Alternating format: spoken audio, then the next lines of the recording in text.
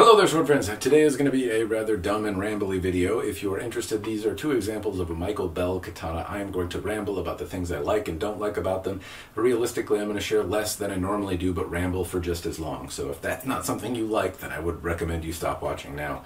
These are two examples of a Michael Bell sword, and Michael Bell, if you're unfamiliar, is a relatively prolific and renowned swordsmith. He runs Dragonfly Forge, and I will include links in the description down below if you are interested in seeing more, or researching more, or knowing more. These are two examples that were not completely made by Michael Bell, as some of the examples on his website are. This one was mounted up by Fred Lohman. This one, I believe, was mounted up with some antique furniture and some other bought furniture by Gabriel Bell. So they're similar, but the blades were actually made by Michael Bell from his cable steel Damascus. I'm not going to cut with them. I was trying to sell these actually prior to the pandemic, and the previous owner reached out and asked me if I'd make a video on them, which I'm happy to do, but I'm not going to cut, I'm not going to do anything with them because I don't want to devalue or diminish the condition of them, which it would inherently then devalue the blade. So I'm going to go through things I like, but I'm not going to actually talk much even about the furniture because this video is really to show you some of the examples of what you might like to see in a Michael Bell blade. If you have questions at the end of the video, throw them down in the comments below, and I'll do my best to answer them. The other thing is, as I critique this blade or some of the things I think about on it, there's a couple things I want to point out. One is, from my understanding, Michael Bell made the blade on this one. The furniture and all of the rest, which Michael Bell has done certainly, and there are examples on his website of some very interesting work from him. That wasn't the case on this one. It was mounted up, I believe, by Fred Lohman or one of his contractors. I'm not exactly sure how that situation works, but it wasn't Michael Bell that did anything other than the blade on this example. I believe Gabriel mounted the example, the second one that I'll show you. Also, these were custom orders, so normally I might be able to say, hey, you were trying to recreate this particular type of sword, how close did you get to it? I can't really do any of that. This was a custom order with custom specifications provided and met, and the previous owner of these swords was very, very happy with the outcome. So he ordered a custom sword, he got what he ordered, and to that end, I would say, good job on the shape. The handle's a bit long for me, the blade's a little on the thick side for me, and it's a little stout in terms of what my preference might be, but the previous owner wanted this, and he got it. And so that's kind of where we're going to start. I'm not going to really show dimensions or any of that kind of stuff because I don't think it's terribly valuable. If you want Michael Bell to make you one, you can ask him and he can make you one to the shape and weight and size that you might agree on. Anyway, I can show you the sword and some of the cool metallurgical effects of this particular one, and hopefully you find them interesting because that's pretty much going to be what this video is. And the first thing I'm going to point out is something that I really don't like about the swords, and that is there's a bunch of little open inclusion flaws, ugly, unsightly things to my eyes. That's apparently not what they are. When these cable steel blades are made, apparently some of the cables, the fibers or something in there can burn out, and it can leave what looks like small little pockets. And to my understanding, this looks like a flaw and would make me immediately apprehensive about using this sword, you know, for fear that it would turn into a helicopter of death or break. If I were to see this on literally any other sword, I would immediately kind of have a lot of pause about swinging it at anything. That said, this sword has been swung at a lot of things in its day, and it has lived to tell the tale. So I have no doubt that these are not flaws that are fatal or anything other than cosmetic. But to my eyes, they are rather unsightly. Now, that's a very subjective thing, and I'll show you in greater detail in just a moment. In fact, I'll start with kind of the worst offender of them on this particular blade. But that's really the hardest thing for me to get past in these cable steel blades is these metallurgical pockets on here. Now, beauty is in the eye of the beholder, and sometimes I find it endearing, but most of the time it's just a little bit unsightly to me. And apparently that's just par for the course when it comes to cable steel blades. I made a video some time ago about a Christian Griazzi blade, and he was a student of Michael Bell that didn't finish a program, and it's not necessarily representative of the kind of overall thing, but the blade had similar issues to a greater extent, in fact. Anyway, I'm going to shut up, I'm going to turn my light on obscenely bright, and I'm going to try to show you some of these effects in closer detail. Oh God. It's like staring at the sun. Okay. Here we go. Now this blade has a kind of a bolder polish on it actually, so it's easier to see some of these things. This example right here is what I would say is the worst offender. It has a really deep kind of pocket right on the Kasaki, the tip of the blade, and you can see it here.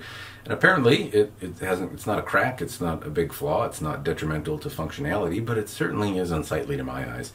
And this is certainly the worst on any of the blades. But there are little pockets that kind of run throughout. Now, there are other flaws on this particular blade, like there's a ding on the side here that looks like it had sword-on-sword contact. There's some scratches in the polish over here. I don't know what this kind of goofy shadow is. It's not a scratch or a ding, but there are some other unsightly pieces to this particular sword, but this is really the one I find the most kind of disheartening and the hardest for me to move past as I look at this sword and appreciate it. There are other parts of the sword that I really like. This kind of being my favorite. I really like just the overall aesthetics here. There's a lot to appreciate. There's kind of a deep snake skin in there. There's a lot of interesting metallurgical effects, a bold hamon. There's lots of cool stuff to look at and see and appreciate, but it's kind of, I don't know, it's made a little worse and harder to appreciate by all these little pockets that you see all around. On every little inch of the blade there's some minor aesthetic imperfection. Now, that's just my personal opinion. You may find it endearing. You may like that look, and if that's the case, more power to you. It doesn't seem like this particular example is something that is detrimental to functionality. These blades have been used, and Mr. Bell has been in business long enough to know how to make a sword that lasts. That said, it's just tough for me to appreciate fully. There are some other cool effects that hopefully are coming through in the video here.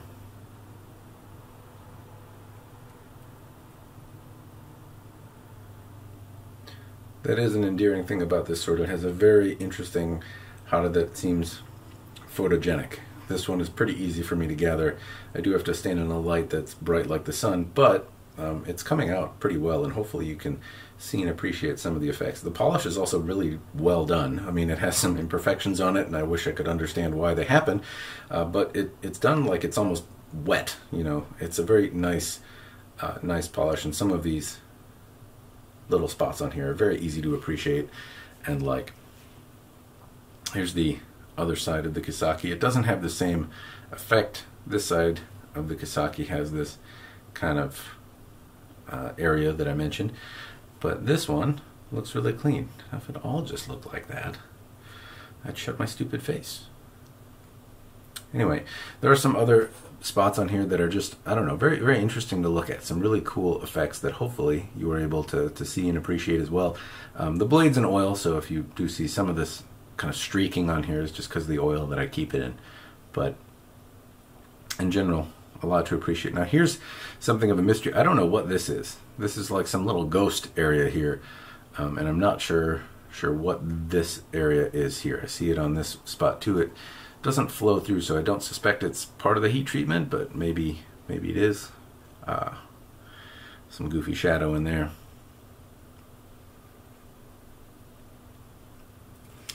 Anyway, the habaki, as I understand, was not made by Mr. Bell. Not sure who did it. This one was mounted up by what looks like Fred Lohman. There's not really a whole lot to talk about. It's seen some use. The handle's a bit long, but realistically this is not something that I would say is representative of what you would get from Michael Bell, so I'm not going to harp on it or really even show it. Suffice to say, though, this is kind of an odd duck. The blades from Michael Bell are relatively expensive, and the furniture from Fred Lohman, good as it is, does seem a little bit beneath the kind of caliber and prestige of the people that are involved in making the blade. So, odd as it is, it's still a fine blade, ready for a little more use, just not by me. Whew, I gotta turn this light down. It's like staring at the sun. Okay. The next blade I have from Michael Bell is a little bit more refined example, in my opinion. It doesn't have the same imperfections from kind of just general damage.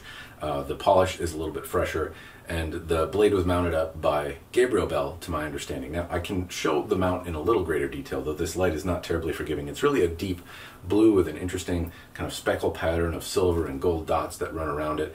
Unfortunately, this sword has a little bit of a sad tale. When the previous owner had it, I don't really think he ever got to use it. He sent it off for polish, and it took so long to get done that by the time it was, he had to pretty much sell it. And I believe the saya and all of this malarkey was kind of sitting somewhere, and the lacquer wasn't quite dry, so there was some imprinting and some chipping.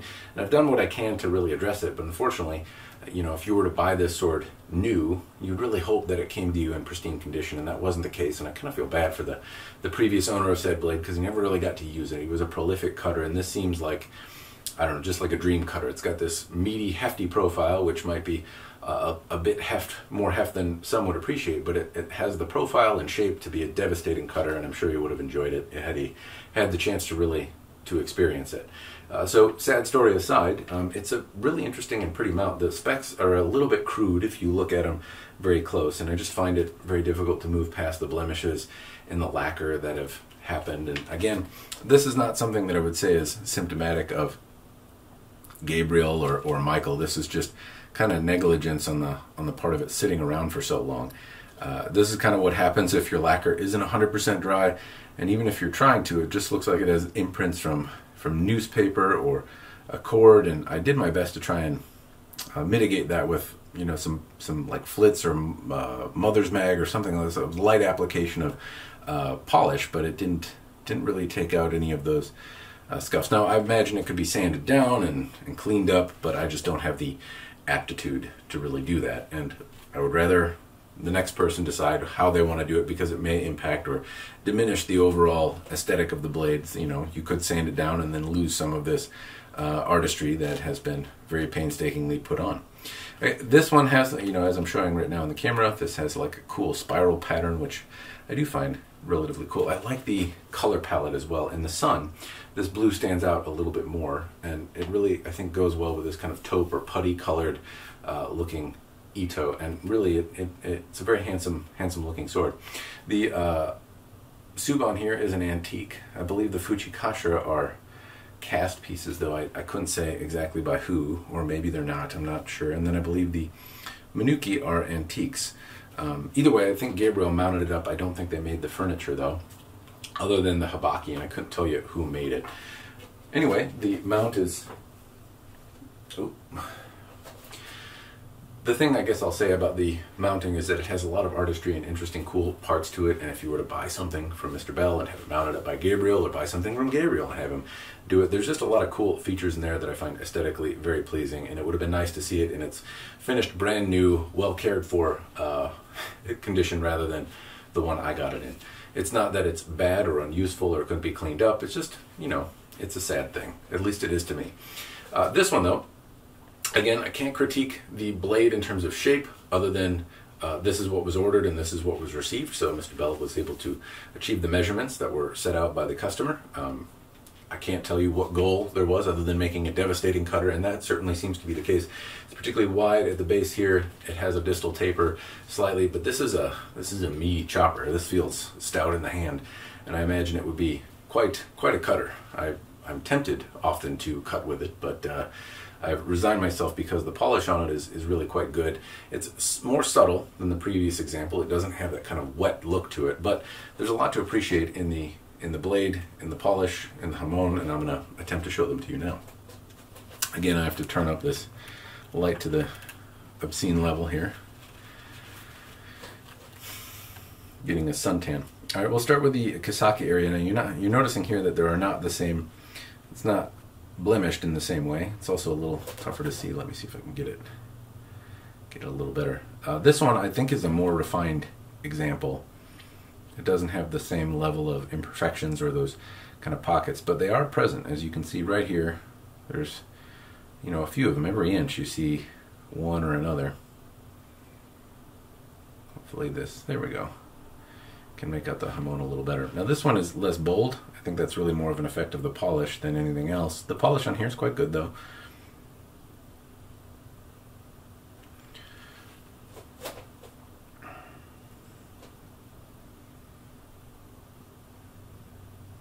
There we go. I think that's the angle I'll try.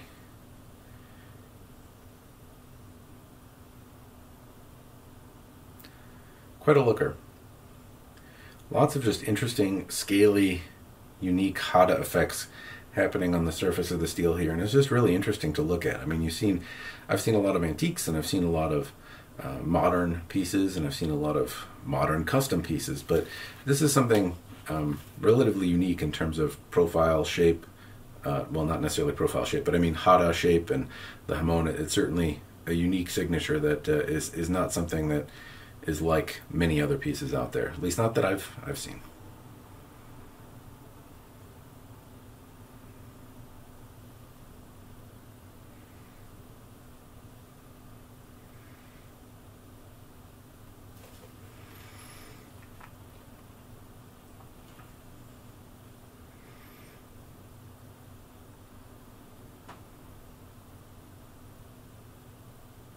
well profiled Kisaki area here. Really like the shape on this one. It's a very stunning and pretty blade. Again, it's just challenging for me. Oh, turn this light back down. The only challenging part is really moving past the aesthetic, what I would think of as imperfections. Now, some people just don't think of them that way. They don't see them as imperfections, they see them as character on the blade and appreciate it more for it. I'm just not of the same opinion, but I respect that some people may really like that. This one, I really like the shape, I like the design. The only complaint I might have would be these little inclusions or the little spots where the cable burnt out.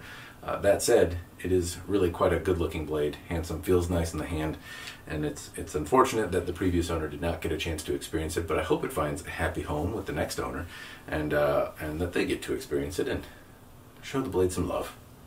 Or not, either way. Anyway, I'm not going to put up any dynamics. If you do have interest in like weights or measurements or things like that, just for posterity's sake, I'm certainly happy to share them with you. I just didn't find a lot of value in adding it because I don't think you could go to Mr. Bell and say, I want this exact sword, and have him make one kind of weight for weight distribution the exact same way. You could probably get something close, but I guess I don't really know. I don't know what his queue is like or if he's even accepting commissions, but hopefully this video has shown you at least what to expect if you were to find one secondhand, or if you were to commission one from Mr. Bell or somebody who has worked through his kind of program on how to make cable steel katanas. It'll give you some idea of the potential outcomes.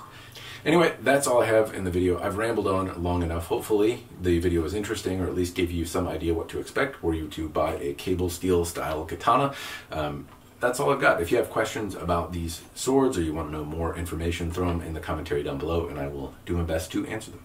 As always, cheers and thanks for watching.